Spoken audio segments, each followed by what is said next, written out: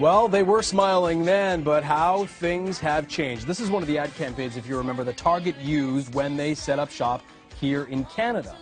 Tons of fanfare, but less than 2 years later, the retailer is retreating, leaving thousands of Canadians out of a job. Joining me now to talk about the implications of this move is marketing expert Tony Chapman. Thank you for coming in today. What happened? Well, they bit off more than they could chew. I mean, that bullseye dog was a good mascot, but they came into Canada with so many things they thought to their advantage. Great brand recognition.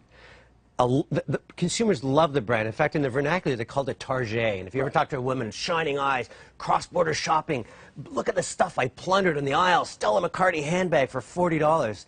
And they showed up here and they thought, you know, a strong Canadian economy, great brand recognition, all these stores available, and the reality is, except for the sign, it looked like Zellers, smelled like Zellers. The only thing, they couldn't even keep it in stock like Zellers. But it looked like, as you say, almost a different store. Yeah. It had the same name, and it's quite amazing when you think about it, because you wonder how much of it is the marketplace, the retail marketplace as it currently stands and as it stood back then, or was it their failing to really capitalize on what could have been a great opportunity? What they stood for in the consumer's mind, Canadians, was a treasure hunt. And you showed up and there was no treasures to be found.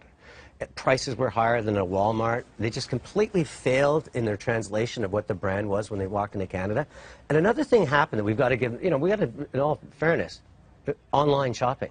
In those 2 years, online shopping has exploded, and consumers go online now and try to eliminate the middleman and buy direct for getting savings. So their treasure hunt is now a smartphone. It's not getting in a car and going down to the States and thinking that they're going to get some great deals from U.S. retailers. It didn't take long for the consumer to realize that there was a huge problem, and for them to realize as well they've lost $1.5 billion over the past less than 2 years.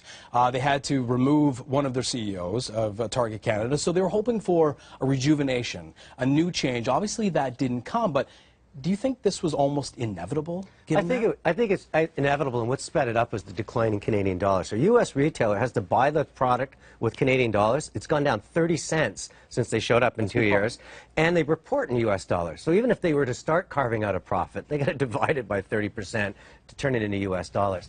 The other thing that really, you know, that happened is if Target had been smart, they would have built 4 incredible flagship stores that evoked the kind of experiential magic that people thought, and people would go there and talk about it, and they would have driven a lot of traffic online. And over time, they could have built out from there.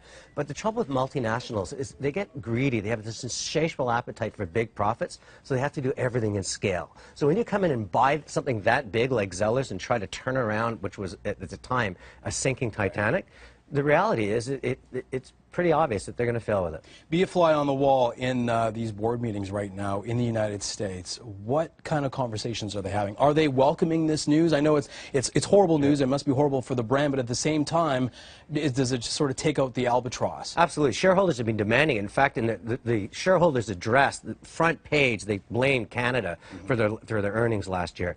But the other implication is all the other U.S. retailers that have been thinking about with big bullish coming in here and doing what Walmart did in Costco are now looking back and saying, with the declining dollar, weaker economy, online shopping, should we really be going in and making the kind of move we were planning? And I think you're going to see a lot of the U.S. retailers that were planning big expansions into Canada pulling back. Well, so what does that mean for this country? I mean, you look at you know, the demise in many ways of Sears, of other retailers. There are a number of players that they're pretty much dominating the market. But if Target can't make a play here, what does the future of retail? I know the bricks and mortar conversation. We go back to that. Where are we right now? Bricks are going to be tough because the cost advantage of being an Amazon pick and pack warehouse, shipping it direct, they don't have merchandisers, they don't have people working the stores, they don't have people delivering to the stores, they don't have rent checks. Real cost disadvantage. But the opportunities for Canadian retailers, because Canadians in general are now buying beyond immediate gratification. They want locally sourced. They want to know their dollars are doing more than just feeding their appetite. In fact, they're doing good. And so there's an opportunity for Canadian retailers to say artisan brands, craft brands, being something special to Canada. I think this is a chance for them to come up and say, hey, we want a piece of the business that Target's leaving behind. There you go. Some great insight. Tony Chapman, marketing expert. Thank you so much for this. Hey, thanks for having me.